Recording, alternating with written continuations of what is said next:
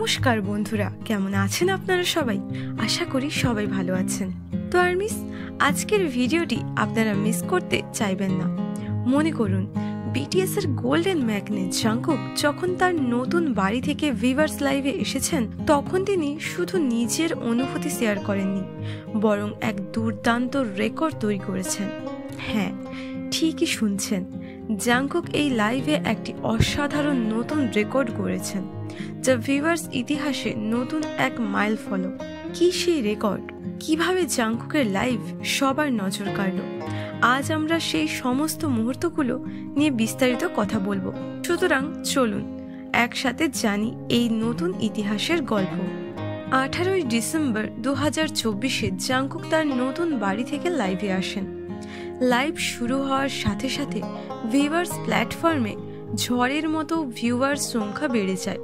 মাত্র কয়েক মিনিটেই লাইভের ভিউয়ার সংখ্যা পৌঁছায় লক্ষাধিকে। এমনকি লাইভ চলাকালীন মুহূর্তেই জাংকুক ভিউয়ার্সে একটি নতুন রেকর্ড তৈরি করেন। লাইভের প্রথম 10 মিনিটেই তিনি 5 মিলিয়নের বেশি ভিউয়ার্স পেয়েছিলেন, যা আগে কখনো ঘটেনি। এটা ছিল ভিউয়ার্সে কোনো লাইভ কন্টেন্টের জন্য সবচেয়ে দ্রুত ভিউয়ারশিপ সংগ্রহের রেকর্ড। জাংকুক তার আর্মিদের এই অপ্রতিরোধ্য সমর্থন দেখে বিস্মিত হন। তিনি বলেন, তোমাদের ভালোবাসার জন্য আমি ধন্য। জানি না কিভাবে বলতে পারবো। তার চোখে মুখে ফুটে উঠেছিল অশেষ কৃতজ্ঞতা। এই রেকর্ড শুধু জাংকুকের জন্য নয়, বিটিএস এর জন্য এক বড় সাফল্য। এটা প্রমাণ করে দেয় জাংকুক নিজের ক্ষমতায় একা একটি বিপ্লব সৃষ্টি করতে পারে। তার জনপ্রিয়তা দিন দিন আরো উচ্চতায় পৌঁছাচ্ছে, আর আর্মিরা তার পাশে সবসময় আছে। লাইভের মধ্যে তিনি নিজের কিছু প্রিয় গান শেয়ার করেন, সামরিক জীবনের অভিজ্ঞতা নিয়ে কথা বলেন এবং নতুন কিছু আশার আভাসও দেন। কিন্তু সবচেয়ে বেশি আলোচিত হয় এই রেকর্ড, যা ভিভার্সে এক নতুন অধ্যায়ের সূচনা করলো।